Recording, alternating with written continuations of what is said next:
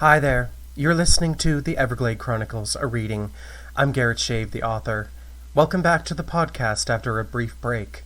Today I will be reading the final chapter, Chapter 11, The Final Assault. It's all or nothing today as Theo and his friends march forth to defeat the Dragon Emperor. Now, let's get started. The Emperor's friends were few and far between. They were by the giant oak tree when we stumbled up the hill, a company of some 30 kids. Tigress was out front, staring us down with her samurai sword clutched in both hands. She wore a menacing look while the Emperor looked afraid. Lord Isaac was standing near the Emperor, hiding under his bathrobe. Unfortunately, Cameron had chosen to stand by the Emperor and stared intimidatingly at us. A small group of devoted guards stood near, including the Emperor's dancers and stewards. All were afraid. "Archers!" Violet bellowed, assembling her lost forest brood. "Take aim." The boys came forward, looking like Robin Hood with their green coats and felt hats. Some had feathers in them, too. They drew back their plastic bows with Nerf arrows and prepared to fire. "Hold!" Oberon said, stepping forward. We were no more than 500 meters from the Emperor and his friends. "Are you not going to help, Tigress?" Lady Sakura asked rather abruptly, directing her speech towards the Emperor. Crane had sacrificed himself to help the soldiers at the assembly and left Tigress alone. "Aren't you supposed to be a skilled warrior, taught in the dragon arts?" The Emperor said nothing, but reluctantly he rose to stand with Tigress. "That's better." The Queen of Rivers was satisfied. "You are all chumps to fight the Emperor," Lord Isaac hollered. "Imprudent traitors," I heard Lord Cameron call. "So this is how it all ends," Oberon said, loud enough so Hudson could hear us. "You were once the Duke of Sunset, a key ally of our enemy Queen Venus. You were the menace of my friend Jessica, better known as Queen Isis. Now you have returned to this meadow and created your own world of chaos and fear. You must relish in the fear, in the terror. You are truly evil." The Dragon Emperor laughed. He laughed so much that the archers lowered their bows in confusion. "Yes, you could say that I am truly evil," he said, stepping past Tigress. "I crave power, but isn't that what we all crave in the end? When you're in a position such as Duke, Count, or even a Lord, you crave more power. Venus had it all. I envied her. I wanted more power then, but I was not capable of holding it in my grasp. When I left disgraced, I returned even stronger.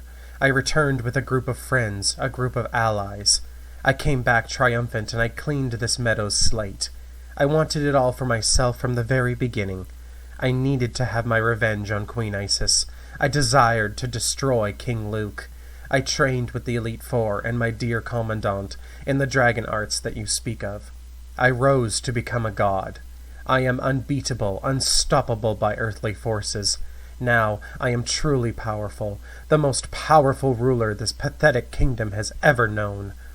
"You speak too vainly about yourself, dear Emperor." It was the Commandant. He came sauntering up the hill, his cape waving in the wind.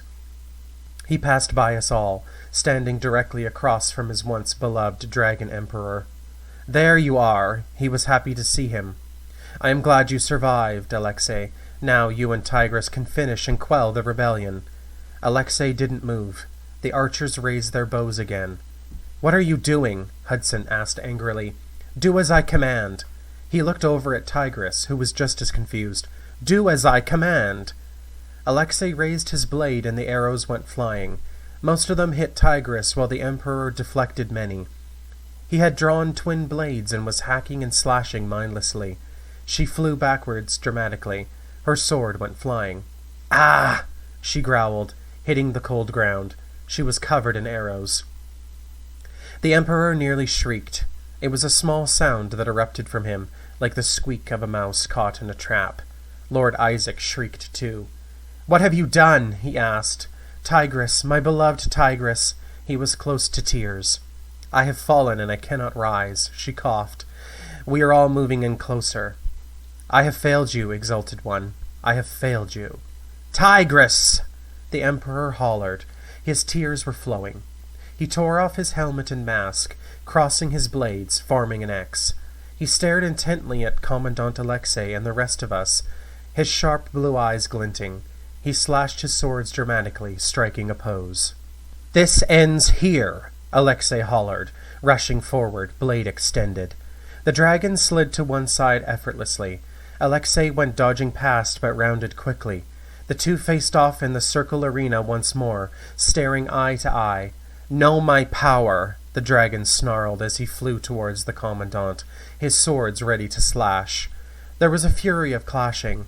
They danced back and forth, slashing and hacking at one another. The commandant was quick, but the dragon was quicker. "How dare you betray me?" Hudson was emotional. "You betrayed yourself the day you chose to overthrow Luke," Alexei remarked, knocking one of Hudson's katana from his grip. He growled as it hit the soil, but he intensely began to fight with the remaining blade. "So foolish! Rhino told you this wasn't the way." "Do not speak to me about such trivial things," the Emperor shot back. "I am the Dragon Emperor. I am the definition of the dragon arts, and the most highly skilled swordsman in the world.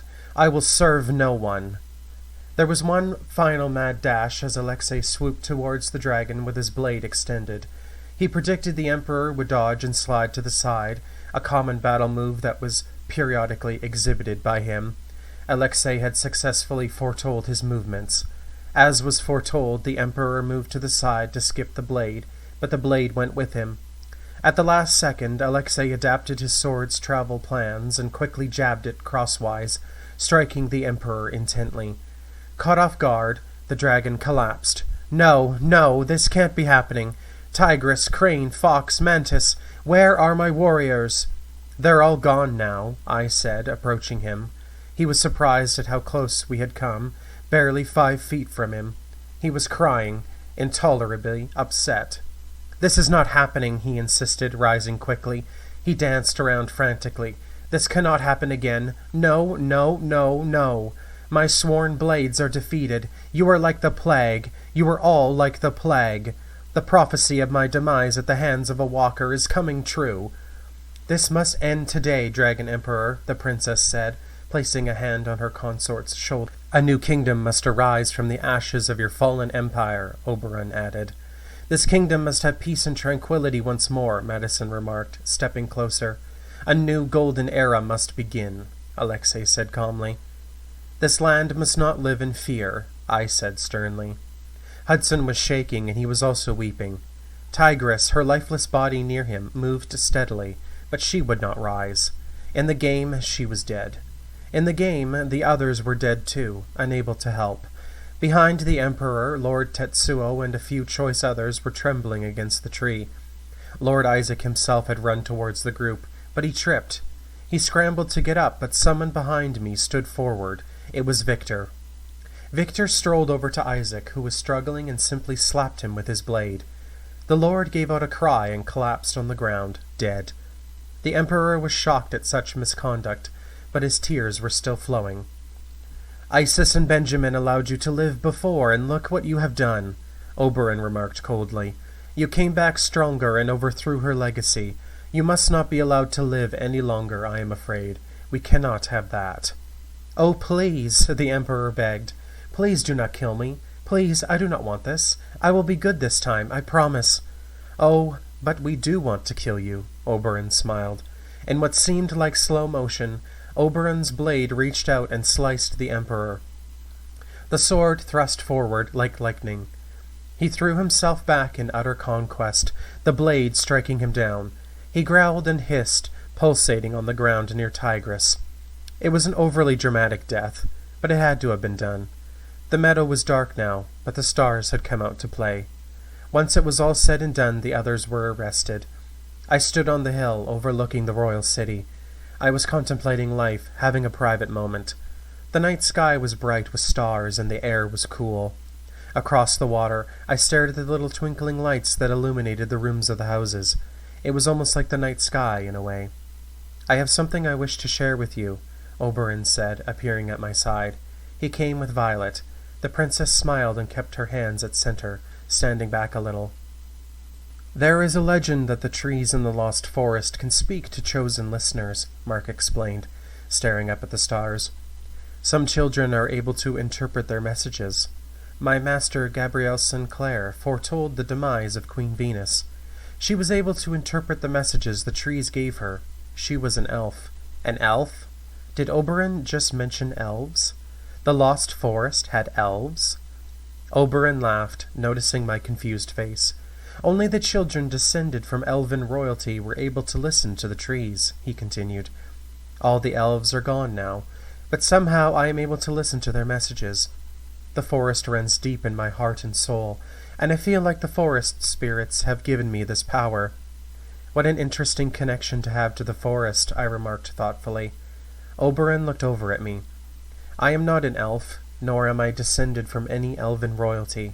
This is a legendary and mystical power bestowed upon me by the forest.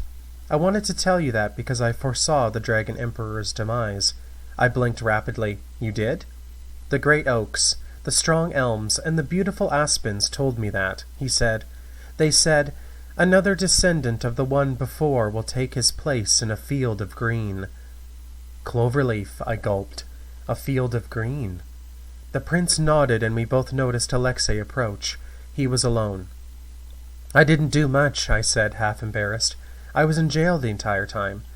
Your presence gave Commandant Alexei the power and the will to stand up to authority, Mark grinned. He stood away from me. I will see you tomorrow. You did well, Alexei said, standing close. He gave me a nice bow to their royal highnesses as they floated away. I chuckled. I didn't do anything at all. I was supposed to play a pivotal role given I am a walker, but it was the rest of you who did everything. I was merely there. You showed us that there was a chance at a rebellion. Your presence is what began our revolution. Your inquisitive nature and your opinion of the establishment started it all. Say that all you want, but I barely did anything, I smiled at him, adjusting my glasses.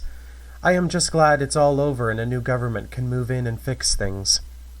Everything is still up in the air, Alexei admitted, but all will become clear soon, I hope. I nodded and turned to look at him. He surprised me, that commandant. He rose to the occasion, and there was much more courage and determination within him than he really knew.